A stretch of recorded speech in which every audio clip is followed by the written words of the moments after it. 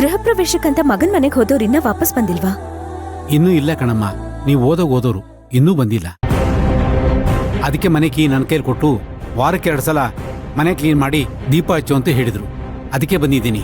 ವೈದ್ಯರು ಹಾಗಾದ್ರೆ ಬರೋದಿಲ್ವಾ ಇವತ್ತು? ಬರ್ಬೋದು, ಬರ್ದಲ್ಲೂ ಇರ್ಬೋದು. ಯಾವಾಗಲೂ ವೈದ್ಯರ ಹೆಂಡ್ತಿ ನಿಮ್ಮನ್ನೇ ನೆನ್ಸ್ಕೊತಾ ಇದ್ರು. ನಿಮ್ಮೇಲೆ ಅವ್ರಿಗೆ ಎಷ್ಟು ಪ್ರೀತಿ ಗೊತ್ತಾ? ಹೌದು, ನೀವೇನು ಇಲ್ಲಿವರೆಗೆ ಬಂದಿದ್ದೀರಾ?